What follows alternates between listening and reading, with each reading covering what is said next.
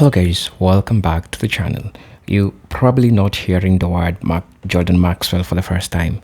Jordan Maxwell is mostly known for his controversial truth, things matters with religion, because this has been a subject of debate, a bone of contention, where we have people who misinterpret the Bible in their own way and people who have their own understanding of the Bible. And I know this has been a debate, whether you're from the black community, whether you're from the white community.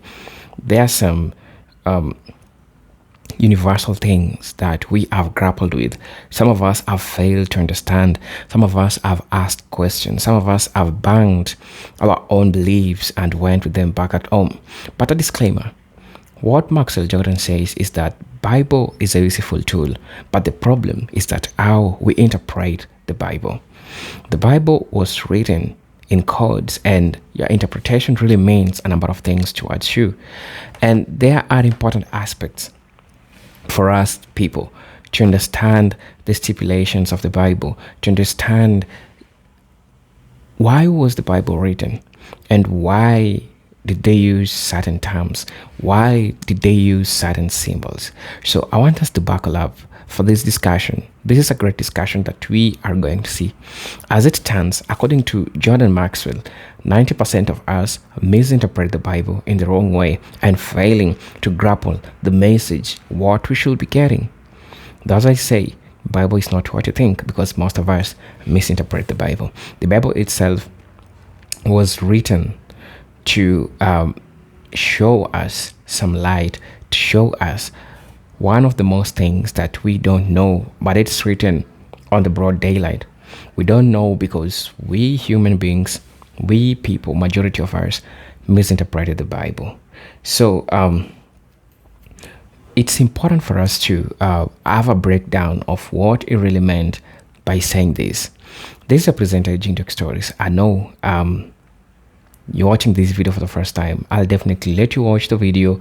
If you feel like you agree with what Jordan Maxwell is saying, you can consider telling me what you think in the comment section. These are presented Jinjuk Stories, and if you're watching this video, kindly like, share, so that you can also share this information, so that they can get to see what's really out there, so that they can have their opinion, so that they can also tell you what they think about this. Because I know this will leave you maybe confused. This will leave you maybe conflicted with some things that you ever believed in. But I want you to be open-minded. Don't take everything.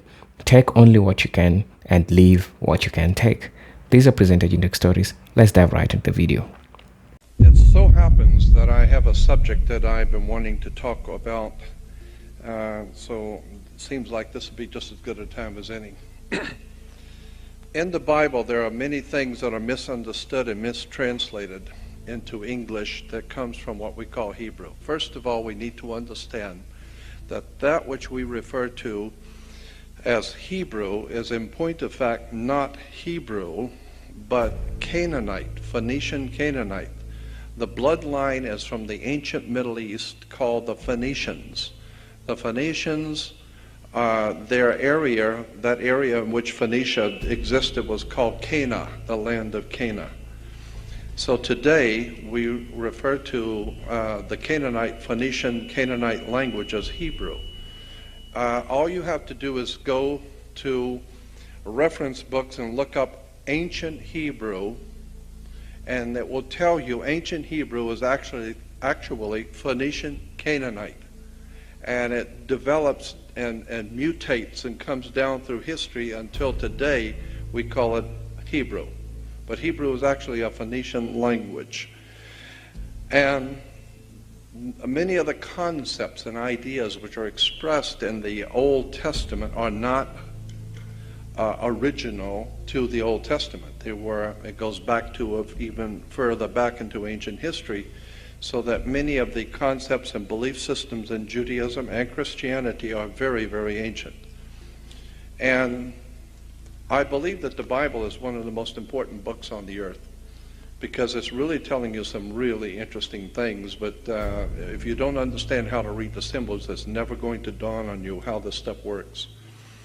I think the New Testament is probably the most important story in the whole world. but not as history, but as a metaphor, as an encoded message. But let me go back to this one subject that I've been very interested in for a long time, and that is, in the beginning of the Bible, in Genesis 1:1 says, in the King James Bible, in the beginning God created the heavens and the earth. But that's not what it says in the old ancient Hebrew or Phoenician language. That's not what it says in the original language. That's how it was translated from the English, in the King's English. Well, the King's English, the King James Version, was translated by the best translators that the king had at the time. And it was very well done. However, they know more about the language today than what they did then, and so there's a lot of imperfections in the King James Bible that could be misleading unless you understand what the words actually meant in the ancient world. And so when you read in the beginning, this is Genesis 1:1, in the beginning God created the heavens and the earth. That's not what it says in Hebrew. It says in the beginning of the creation, Elohim created the heavens and the earth. Elohim is not the word God. El is a Phoenician, Canaanite name or word for deity. El, E-L. We talked a little bit about that last week. Elohim is like adding an S onto an English word. You have C-A-R for car, or C-A-R-S, cars, more than one. So adding an S on the end, to the end of most English words means it's plural, in the plural. Well, that's exactly what Elohim means. El is God, Elohim is plural. So the correct understanding should be read, the Hebrew read, in the beginning the gods created the heavens and the earth, not God. And more interesting than that, this is why, incidentally, in Genesis 1:28, when God is creating Adam and Eve, the first couple, and it says, God said, come, let us make man in our image, according to our likeness. Who's us and our? Was God talking to himself? Come, let us make man in our image, after our likeness. Later on in Genesis, I think it's 3, the scripture says, God said, here man has become as one of us, knowing good and evil. The point is, who is God talking about? Us. Here's man made in our image after looking like us. Here, now he's like us. Who's us? Who's our? Well, it's Elohim, the gods. So consequently, what we're talking about here is that the gods created us, created the heavens and the earth and all things on it. Now, more important to my, and this is the whole subject, of course, you could take this, in many different directions. But interesting, in Genesis 1:2 says, and the earth was without form and void. That's another mistranslation. In the original, it does not say that the earth was without form and void. Actually, it says, and the earth became a waste and a desolation. Not form and void, but waste and desolation. And it was not, as I said, the scripture, if you read it today in the Bible, Genesis 1:2, says, and the earth was without form and void. No. The earth became a waste and a desolation. Consequently,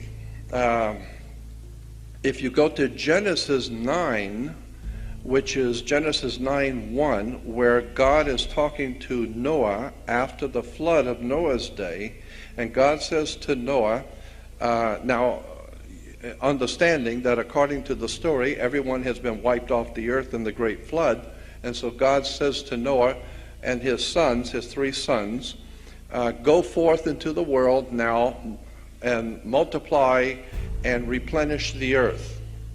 And you ask the question, wait a minute, the word is re, R-E, replenish the earth. Meaning, not plenish, replenish. Meaning, do it again. Why? Well, simply because before Noah, there was a whole civilization. God brings a flood, according to the story. God brings a flood, destroys the world and all life on it. And now God is saying to Noah and his sons and their wives, go now on the earth and reproduce and fill the earth and replenish the earth. Well, that is a correct translation from the Hebrew, and I've talked to rabbis about that. And the word is replenish. R-E means do it again. Okay, it makes sense that God would be telling Noah to redo it again. However, if you go back to Genesis 1:28, where God is creating, the first chapter of the Bible, where God is creating man, and man and woman, Adam and Eve, he says to Adam and Eve, multiply and replenish the earth. Do it again, replenish the earth. Implying, of course, do it again. What are you talking about doing again? Well, if you just read Genesis 1:2 correctly, it said, and the earth was without form and void. No, the earth became a waste and a desolation.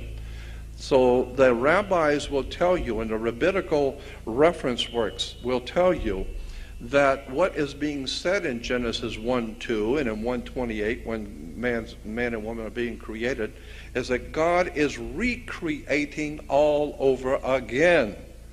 And so consequently, the Bible, the Old Testament, is a story for this dispensation. This time, the world is being recreated.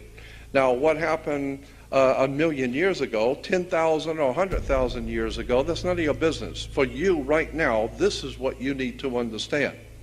And the bottom line is that we are not the first creatures on the earth, the first time man's been on the earth.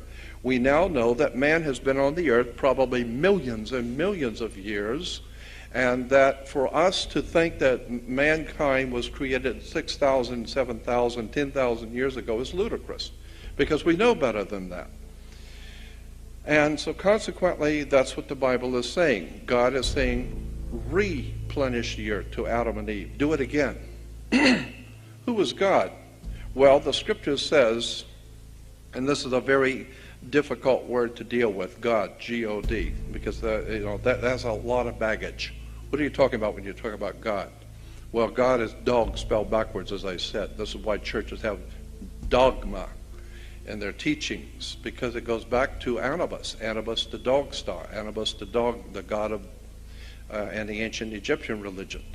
But when you look at the word, and now I get back to what I was going to say to start with, that in Genesis 1:2, where it incorrectly says and the earth was without form and void, no, the earth became a waste and a desolation. The two Hebrew words that are being translated there is Tohu and Vohu. Pronunciation, it would be T-O-E-W-H-O, Tohu. That's not the way it's spelled in Hebrew, but that's the way it's pronounced. T-O-E-W-H-O, Tohu. Vohu would be V-O-E-W-H-O, Tohu, Vohu, waste, desolation. There's only two places in the Bible where Tohu, Vohu is used, and those two places, they're always used together. And there's only two places to start with. One is in Jeremiah, and one is in Genesis 1:2.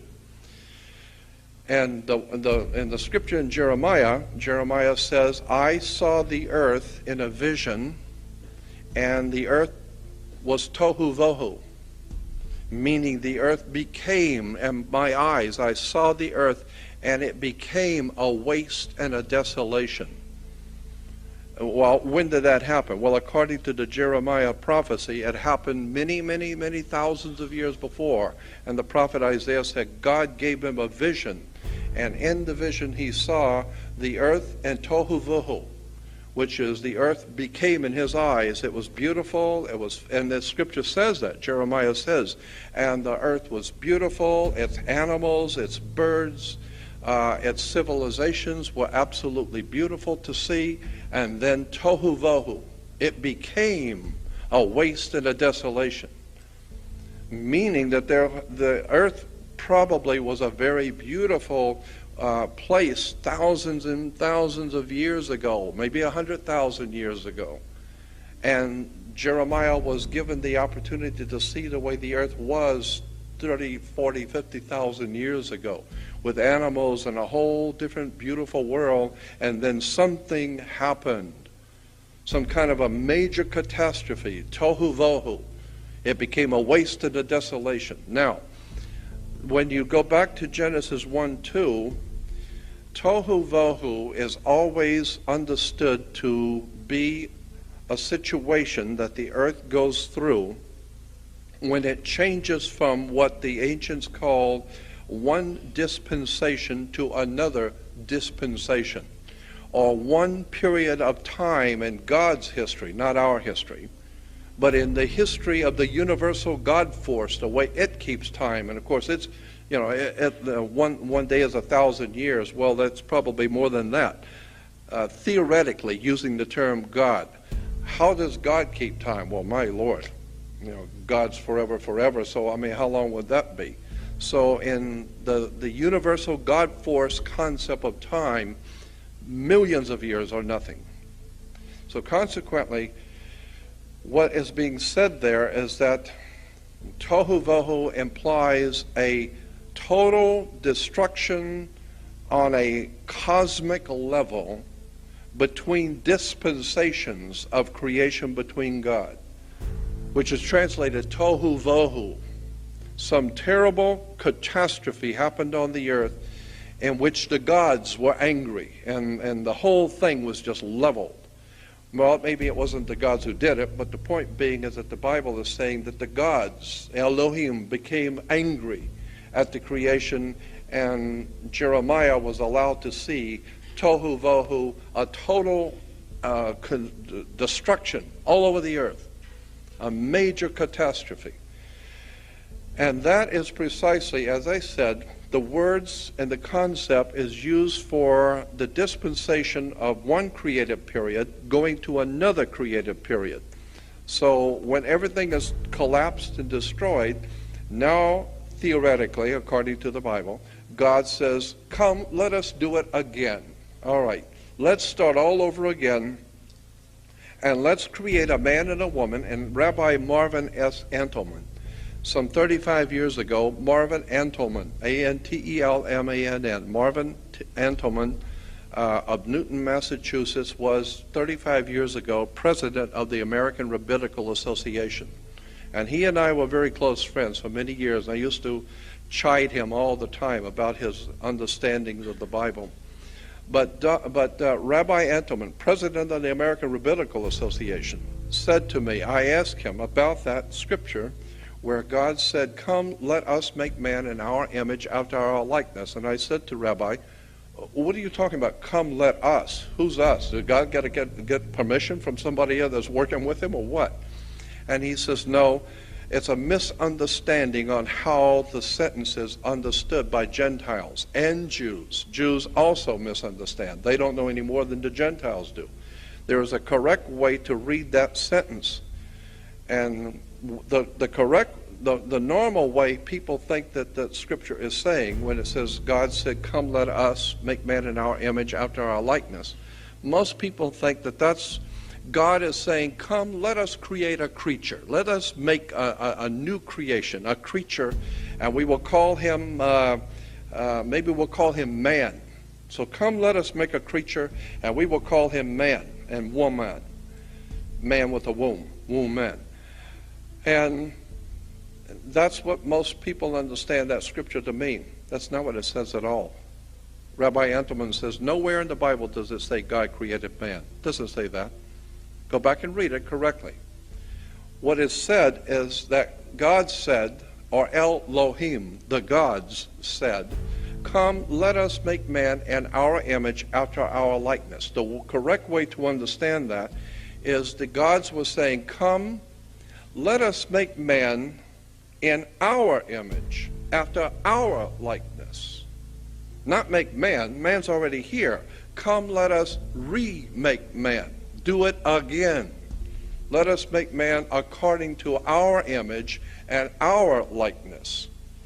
And so the ancient Jews and the Hebrews and all the ancient civilizations, starting all the way back to Sumeria, understood what was being said. It's just that we don't understand, because all we get is our news from ABC. We wouldn't know anything about what's going on.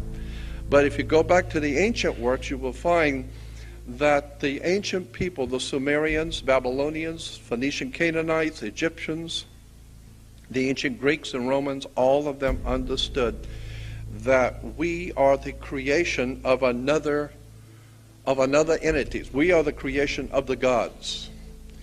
And according to Zecharia Sitchin, and he's not the only one, he's just one that I know personally, but according to the work of Zecharia Sitchin, the Sumerians are saying that extraterrestrials came here from a planet called Nibiru.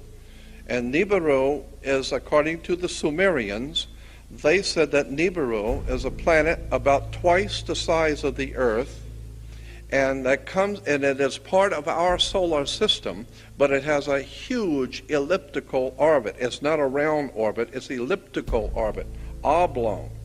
And consequently, according to the Sumerians, and now we're beginning to scientifically find out that he was right. The Sumerians are right. The U.S. Navy has even commented on now that there seems to be more than one other planet connected to our solar system with elliptical orbits. Well, that's what the Sumerians were saying. And consequently, this elliptical orbit is every 3,600 years, it comes back into our vicinity and passes through our solar system, then goes back out again. And according to the way the solar system turns in the galaxy, and this thing comes back every 3,600 years, comes back and then goes back out. And consequently, every 3,600 years, mankind seems to make massive movements on the earth. New things, new technology. All of a sudden, things just start happening. Why? I believe that there's at least enough evidence to show that there might be something to this story, that the Sumerians and the Egyptians and all these great civilizations, not us, we have no idea what's going on right here in our own city, but the ancient peoples knew and said that the gods told them that every 3,600 years they come back through, and when they come back through, why travel a long distance when they could just wait? The planet's going to be in the close vicinity, and when it is, it'll be here for a few months. So they will drop off and see how everything is, and give you some new some new concepts and new ideas, depending on how smart you are. If you're still as dumb as last time they were here, why bother? But if you've progressed a little bit, they will give you a little bit more to work on. Then they get on the planet and leave, and another 3,600 years goes by, and mankind progresses again. So all of this makes some kind of a legitimate sense if you are able to look at science, philosophy, religion, biblical history, and be able to balance it all out. There is a modicum of truth in all of this, because scientifically things are being proven now that the Sumerians were saying many thousands of years ago. So the point being is that God said, come, let us make man in our image after our likeness. Interesting. In relation to that, and again, I go back and reiterate that Rabbi Entelman said the correct way to say that, or to read that scripture, is that the gods said, come, let us make man in our image. Not make man, but let's make him in our image, after our likeness. Well, that's interesting. You mean we were already here, but for being so great, we weren't that great. Yeah, we were hominids. One thing that Maxwell Jordan has insisted on is that he argued that the Bible should not be taken literally, but rather understood as an allegorical or a symbolical text. According to Maxwell, the stories in the Bible were coded messages using metaphors and symbols to convey deeper spiritual truths, astronomical knowledge, or even political control mechanism. For example, when he pointed out the story of Adam and Eve, suggesting that it wasn't a literal account of the first humans, but rather a symbolic narrative. But human consciousness, dually good versus evil, or the relationship between the human mind and the natural laws. So most of things in the Bible, according to Maxwell Jordan, are called and they are symbolically. And his argument is that not that it doesn't mean that the first human beings were really Adam and Eve, but that was just a symbolism to show you the consciousness, duality, good versus evil, the relationship between human mind and natural laws.